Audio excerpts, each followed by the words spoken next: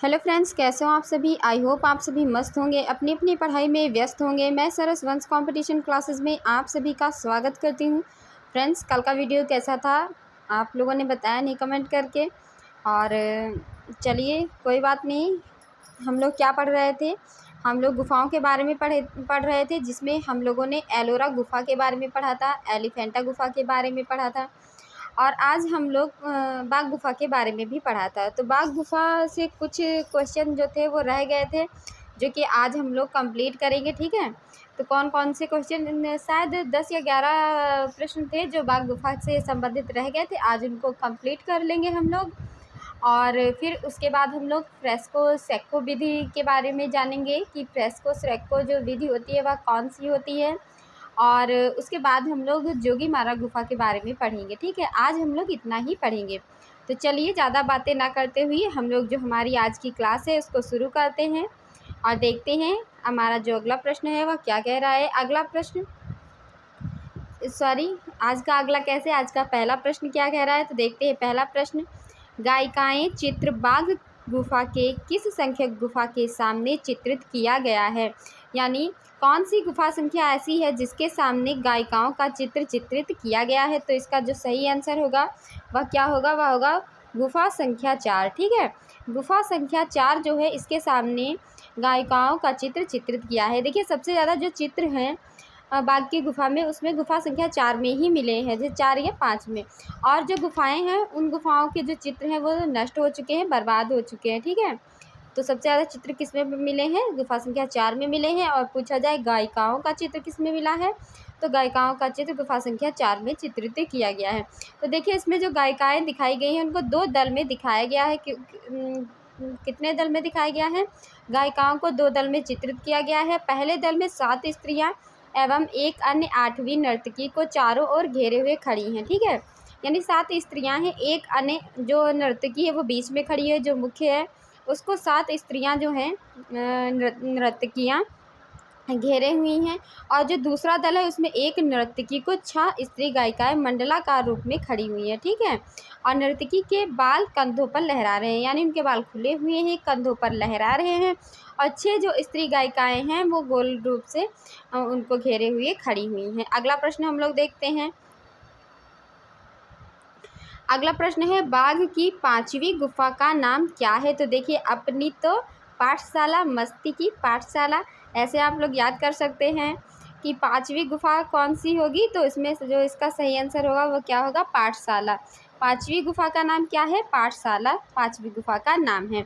और देखिए जो रंगशाला है इसका अगर पूछा जाए तो ये 4थी गुफा को, ठीक है, रंग महल या रंगशाला किसको कहते हैं, 4थी गुफा को कहते हैं। ओके, अगला प्रश्न हम लोग देखते हैं। अगला प्रश्न है, गायक दल का भित्ति चित्र बाघ की किस गुफा में है। तो अभी हम लोगों ने देखा था कि गायिकाएं किस गुफा संख्या में चित्रित हैं। तो इसका सही आंसर क्या होगा, गुफा संख्या 4 इसका सही आंसर होगा। ठीक है, गायक दल किस में है चित्रित, गुफा संख्या 4 में चित्रित है। अगला प्रश्न है, बाघ गुफा चित्रों को पर किस शैली का प्रभाव है। ठीक है, तो जो बाघ की गुफा है यहाँ पे जो चित्र बने हुए हैं इससे पूछा गया है कि उन चित्रों पर किस शैली का प्रभाव है। ठीक है, किस शैली का प्रभाव है, अजंता शैली का प्रभाव है। ऐसा क्यों, क्योंकि जो बाघ की गुफा में चित्र बने हुए हैं वह अजंता में जिस प्रकार से चित्र बने हुए हैं उसी प्रकार से बाघ गुफा में भी चित्र बने हुए हैं। इसीलिए कहा गया है कि जो अजंता बाघ गुफा के चित्र हैं इस पर अजंता शैली का प्रभाव देखा गया है। ठीक है, अजंता शैली का प्रभाव है। अगला प्रश्न हम लोग देखते हैं। अगला प्रश्न है, बाघ गुफा चित्रों में उपयोग की जाने वाली तकनीकी है। तो जो बाघ की गुफा है इसके चित्रों में कौन सी तकनीकी का प्रयोग किया गया है। तो इसमें तकनीकी कौन सी है, टेम्परा। टेम्परा विधि का उपयोग किया गया है बाघ गुफा के चित्रों को बनाने में, याद कह सकते हैं चित्रित करने में। अगला प्रश्न है, आसित कुमार हलदार और नंदलाल बोस ने किस सन में बाघ गुफाओं की प्रतिलिपियां बनाई थी। तो देखिए आसित कुमार हलदार और नंदलाल बोस जो हैं, जो कि फेमस प्रतिलिपिकार हैं, इन्होंने कब बनाई थी। तो इन्होंने 1921 ईस्वी में बाघ गुफा की प्रतिलिपियां बनाई थी। कब बनाई थी प्रतिलिपियां, 1921 ईस्वी में। किसने, आसित कुमार हलदार और नंदलाल बोस ने किसकी प्रतिलिपियां बनाई थी? बाघ गुफाओं की प्रतिलिपियां बनाई थी। अगला प्रश्न देखते हैं, बाघ गुफा के भित्ति चित्रों को बनाने में किस तकनीक का प्रयोग हुआ है? तो देखिए जो बाघ गुफा है यहाँ की भित्ति चित्रों को बनाने में किस तकनीक का प्रयोग किया गया है? ग्लू रंग तकनीक का प्रयोग किया गया है। किस रंग तकनीक का प्रयोग किया गया है? ग्लू रंग चित्रण तकनीक का इसमें प्रयोग किया गया है। किसमें? बाघ गुफा के भित्ति चित्रों को बनाने में। ठीक है, अगला प्रश्न देखते हैं, बाघ की जो पहली गुफा है उसका क्षेत्रफल क्या है? तो इसमें बताना है कि जो बाघ की पहली गुफा है उसका क्षेत्रफल क्या है। तो इसका सही क्या होगा? 22 फीट 18 फीट। ठीक है, इसकी लंबाई चौड़ाई इसमें बताई गई है कि कितनी है, 22 फीट 18 फीट इसका क्षेत्रफल बताया गया है। तो देखिए यहाँ पे इम्पॉर्टेंट कुछ है कि जो बाघ की गुफा है, तीसरी गुफा, उसको क्या कहा गया है? तीसरी गुफा को स्थानीय लोगों ने हाथी खाना कहा है। क्या कहा है? हाथी खाना कहा है। चौथी गुफा को रंग महल कहा है और पांचवी गुफा को पाठशाला कहा है। ठीक है, तो इस तरीके से आप लोग याद कर लीजिएगा कि कौन सी गुफा को क्या कहा गया है। अगला प्रश्न है, बाघ की गुफा चित्रों का सर्वप्रथम परिचय 1818 में निम्नलिखित में से किस विद्वान के द्वारा पत्रिका के माध्यम से दिया गया था?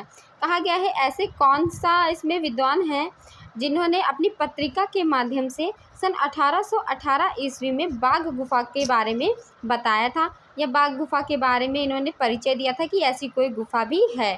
तो इसका परिचय दिया था लेफ्टिनेंट जनरल जो हैं डेंजरफील्ड। अब देखिए बाघ गुफा की खोज के बारे में पूछा जाए तो कैसे? देखो बाघ क्या है, बाघ बहुत खतरनाक होता है, बहुत डेंजर होता है। तो हम लोग याद कर सकते हैं कि इसकी खोज कैसे किसने की? डेंजर ने की। यानी बाघ जब डेंजर होता है तो किसी डेंजर इंसान ने ही तो उसकी खोज की होगी। तो इसी तरीके से आप लोग याद कर सकते हैं बाघ गुफा की खोज किसने की? डेंजरफील्ड ने की। ओके, अगला प्रश्न देखते हैं, अगला प्रश्न है, बाघ की गुफा में कितनी गुफाएं हैं? तो बाघ की गुफा में कुल 9 गुफाएं हैं। कितनी गुफाएं हैं? 9 गुफाएं हैं। लेकिन अगर चित्रों के बारे में अगर हम लोग बात करें तो चौथी गुफा में सबसे अधिक पाए गए हैं। ठीक है, और 5 गुफाओं में ही चित्रों के बारे में थोड़ा बहुत बताया गया है। अगला प्रश्न देखते हैं, बाघ गुफा में रंग महल किस नंबर की गुफा है? तो जो रंग महल है वह चौथे नंबर की गुफा है। चौथे नंबर की गुफा रंग महल और 5वें नंबर की गुफा पाठशाला। ओके, पाठशाला।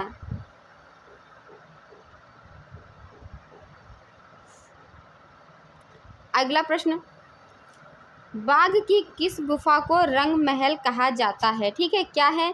बाघ की किस गुफा को रंग महल कहा जाता है? तो बाघ की चौथी गुफा को रंग महल कहा जाता है। अगला प्रश्न देखिए, जो बाघ गुफा से संबंधित प्रश्न थे वह इतने ही थे। अब हम लोग जानेंगे फ्रेस्को सेक्को के बारे में कि फ्रेस्को सेक्को क्या है। ठीक है, तो देखिए जो चित्रण करने की विधि होती है उसको हम लोग कहते हैं, भित्ति चित्रण की विधि को हम लोग फ्रेस्को कहते हैं। ठीक है, किसको कहते हैं? भित्ति चित्रण को। तो यह 2 प्रकार की होती है, एक होती है फ्रेस्को सेक्को, एक होती है फ्रेस्को ब्रूनो। ठीक है, कौन कौन सी होती है? फ्रेस्को सेक्को। ठीक है, 2 प्रकार की होती हैं, 2 प्रकार की। ओके, एक होती है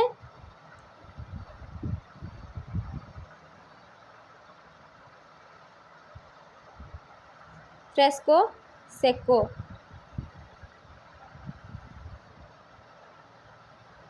तो जो ये फ्रेस्को सेक्को होती है ये क्या होती है? सूखी भित्ति पर की जाती है। किस पे की जाती है फ्रेस्को सेक्को? सूखी भित्ति पर।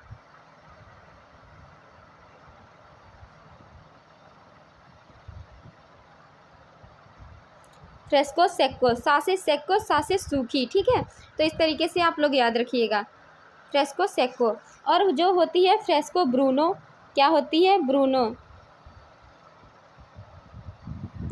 ये किस पर की जाती है? ये की जाती है गीली भित्ति पर।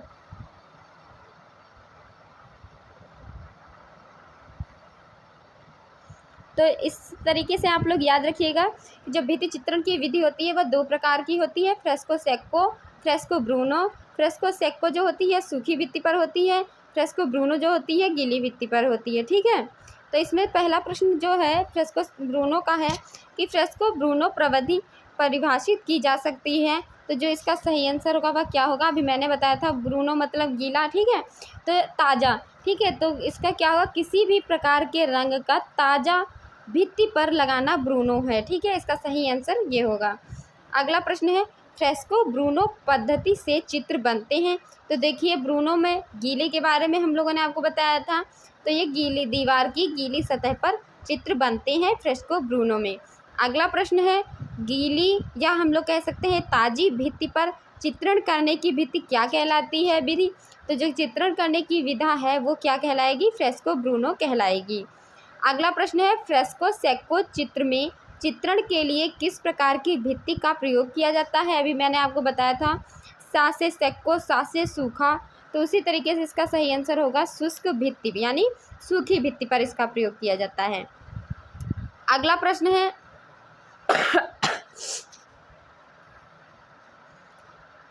है फ्रेस्को सेक्को तकनीक भारत की किस चित्रण शैली से संबंधित है। तो देखिए यह अजंता चित्रण शैली से संबंधित है। किससे संबंधित है, अजंता चित्रण शैली से संबंधित है। अगला प्रश्न है, फ्रेस्को सेक्को पद्धति से चित्र बनाए गए हैं। तो जो फ्रेस्को सेक्को है किस पद्धति से चित्र बनाए गए हैं, अजंता, ठीक है, अजंता में फ्रेस्को सेक्को पद्धति से चित्र बनाए गए हैं। अगला प्रश्न है, भित्ति चित्रकारी की तकनीक को ताज़ा चूने के लेप पर निष्पादित की जाती है, उसे क्या कहते हैं। तो उसे फ्रेस्को कहते हैं। क्या कहते हैं, उसे फ्रेस्को कहते हैं। अगला प्रश्न है, ताज़ा चूने के पलस्तर पर म्यूरल पेंटिंग की जिस तकनीक को निष्पादित किया जाता है उसे क्या कहते हैं। तो उसे फ्रेस्को कहते हैं। एक ही प्रश्न को घुमा घुमा कर देखिए किस प्रकार से पूछा गया है।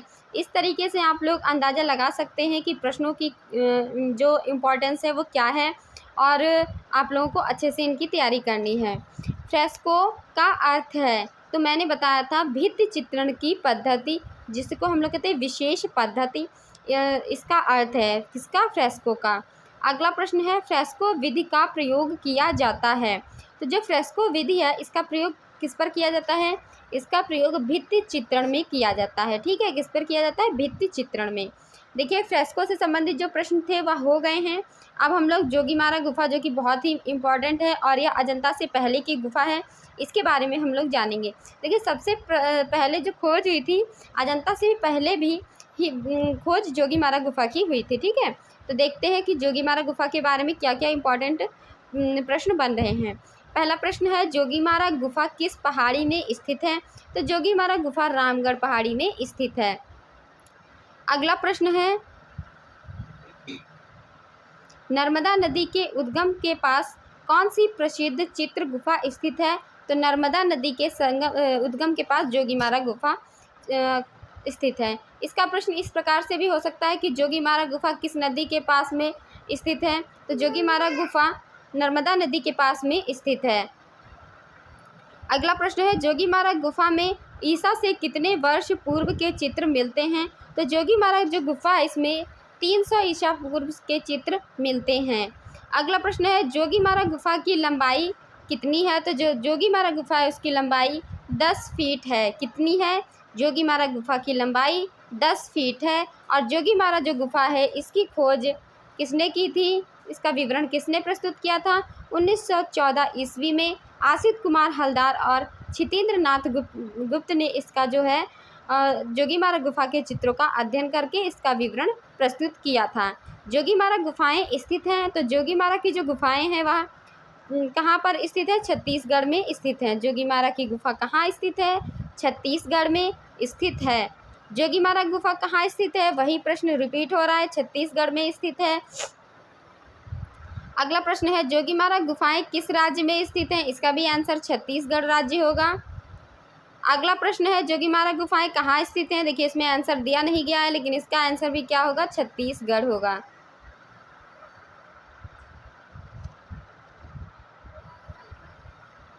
अगला प्रश्न है, जोगीमारा गुफाएं कहाँ स्थित हैं। जोगीमारा गुफाएं छत्तीसगढ़ में स्थित हैं। अगला प्रश्न है, जोगीमारा गुफा के चित्र बने हैं। तो यह सफ़ेद पृष्ठभूमि पर बने हैं। देखिए जोगीमारा गुफा के चित्र किस पृष्ठभूमि पर बने हैं, सफ़ेद पृष्ठभूमि पर बने हैं। अगला प्रश्न है, जोगीमारा किस लिए प्रसिद्ध है। तो यह भित्ति चित्र के लिए प्रसिद्ध है। किस लिए प्रसिद्ध है? भित्ति चित्र के लिए प्रसिद्ध है। अगला प्रश्न है लाल लिली, क्या इसको हम लोग कुमुदिनी कहते हैं, के पुष्पों पर एक युगल नृत्य करते हुए चित्रित किया गया है। कौन सी गुफा है? तो लाल लिली के पुष्प पर एक युगल को नृत्य करते हुए दिखाया गया है जोगीमारा की गुफा में। अगला प्रश्न है जोगीमारा गुफा के चित्रों का हिस्सा नहीं है। तो जोगीमारा गुफा के चित्रों का हिस्सा नहीं है नारियल के पेड़ के साथ प्राकृतिक दृश्य। अजंता के भित्ति चित्रों से पहले किस गुफा में भित्ति चित्रण हुआ है? तो वह जोगीमारा गुफा में हुआ है। अगला प्रश्न है जोगीमारा गुफा के चित्रों की अवधि है। जोगीमारा गुफा के चित्रों की जो अवधि है वह अजंता गुफाओं से पहले की है। अगला प्रश्न देखते हैं भारतवर्ष में ऐतिहासिक काल के प्राचीन भित्ति चित्र कहाँ प्राप्त होते हैं? तो जो प्राचीन चित्र हैं वह जोगीमारा में प्राप्त होते हैं। अगला प्रश्न है भित्ति चित्रण की कला भारत में कहाँ से प्रारंभ हुई? तो देखिए मैंने आप लोगों को बताया था सबसे पहले जो भित्ति चित्र हैं वह कहाँ से प्राप्त हुए? जोगीमारा गुफा से प्राप्त हुए, या अजंता से भी पहले की गुफा है और 300 ईसा पूर्व की गुफा है। ठीक है, 300 ईसा पूर्व की गुफा है। देखिए आज के प्रश्न इतने ही रहेंगे और जोगीमारा गुफा से संबंधित जितने भी प्रश्न थे आज वो कंप्लीट हो गए हैं। कल हम लोग फ्रेस्को तकनीक के बारे में और जानेंगे। कल हम लोग अजंता फ्रेस्को के बारे में पढ़ेंगे। अजंता से संबंधित जितने भी प्रश्न बन रहे हैं वह हम लोग कल पढ़ेंगे और प्रश्नों की संख्या ज़्यादा होने की वजह से हम लोग अजंता को 2 पार्ट में पढ़ेंगे। तो देखिए आप लोगों को आज का सेशन कैसा लगा आप लोग कमेंट में बताइएगा। अगर आप लोग चैनल पे नए हों, मेरी मेहनत आप लोगों को अच्छी लग रही हो तो प्लीज़ चैनल को लाइक शेयर और सब्सक्राइब कीजिएगा और कमेंट करके अपना फीडबैक अवश्य दीजिएगा। Thank you friends.